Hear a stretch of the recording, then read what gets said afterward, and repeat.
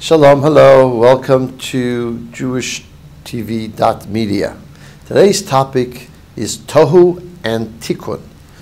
Tohu and Tikun is chaos and rectification. And this is a major theme in the Kabalah. What Kabalah says is the following, that when God created the world, there were lights and there were vessels, known as Orot and Kelim, a topic in its own, for its own sake. But these lights came into these vessels. The vessels were unable to contain these lights, and therefore the vessels burst and broke and fell into a lower realm. And then, after that, God created another realm called Tikun, which is rectification, where the lights are not as potent and the vessels are much stronger, and therefore the vessels were able to retain the light, and thereby you don't have the breakage of vessels. Now, to understand this concept in human terms, we'll explain it in the following way. The issue with Tohu, with chaos, was number one, the lights were very powerful, much more powerful than Tikun lights. Therefore, the vessel was not able to hold on to that light, and therefore it shattered. Practically speaking, it means, say, give you an example. We speak about the idea of, say, chesed. Chesed means kindness. Now, if you have kindness on its own, without any other quality, or without any other dimension mixed in, what will you have?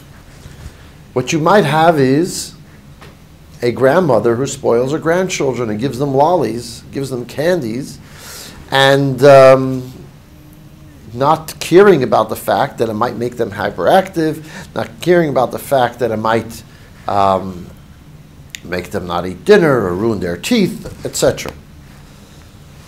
So you have chesed, unadulterated, is dangerous.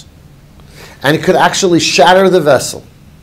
Because of its only kindness, without any focus, without any purpose, without any limitation, it could actually be destructive, very destructive. As a matter of fact, to take it to its most simplest form, kindness can be hugging someone and be hugging them to such a degree, not knowing where to stop. And you thereby just suffocate them with your hug. And this can actually be, in figuratively speaking as well. You can be so kind to someone sometimes that you don't give a limit to it. You actually suffocate them. They have to have their own space. You have to limit it. But Tohu is so single-minded and so each light is so powerful in its own right that it is unable, it's not possible for it to just continue as is without creating some major destruction.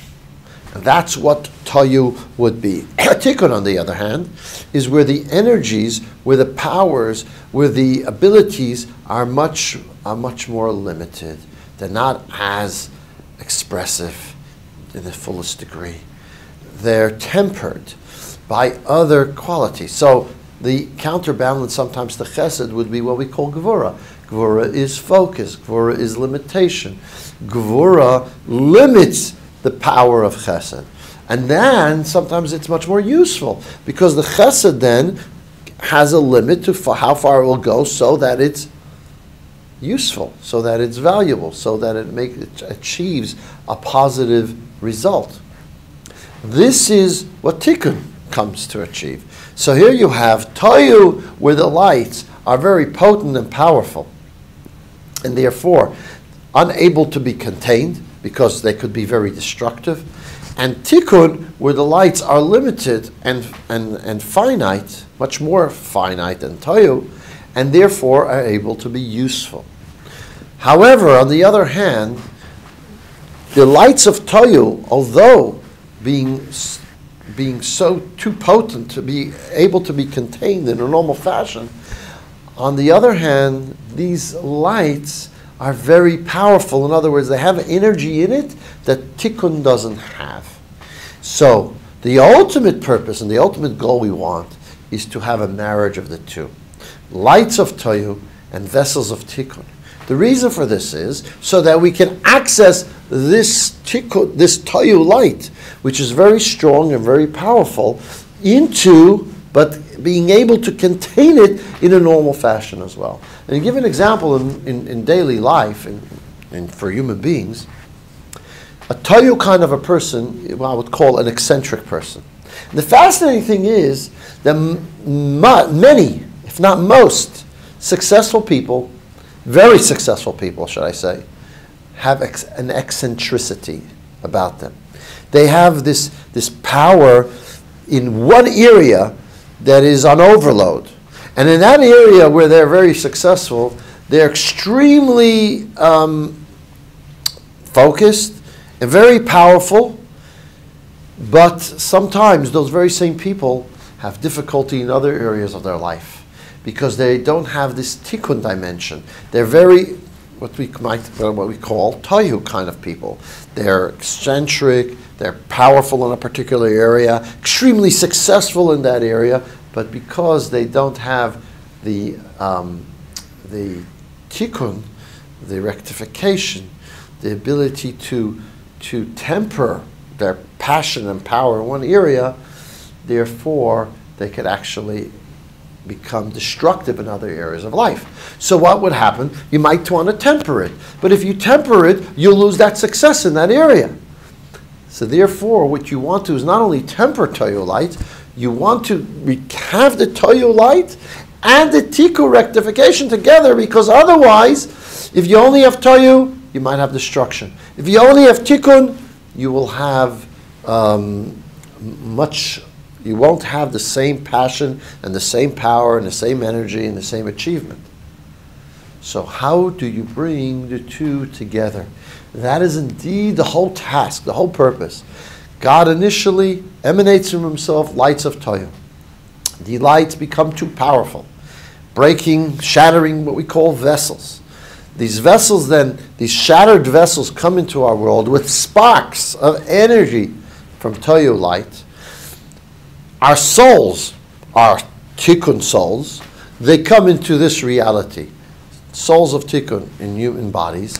And we partake of different dimensions of this world which have Tohu energies. And we try to incorporate within ourselves these Tohu dimensions once Tikun is already established. So when you have already a rectified world, when you have already a world that has all the necessary dimensions in the proper measure, then you could introduce Tohu energies and lights into the Tikun dimension.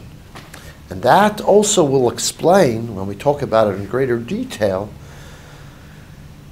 much of what we try to achieve through our mitzvot and many of the stories on the Torah that are related to these ideas of Tohu and Tikun. For example, quickly, Esav was Tohu, Yaakov is Tikun. Yaakov has to rectify Esav, therefore there is the relationship between them, as will be discussed in a future episode.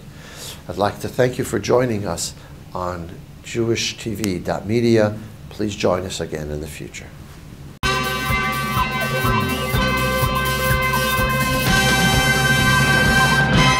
JewishTV.media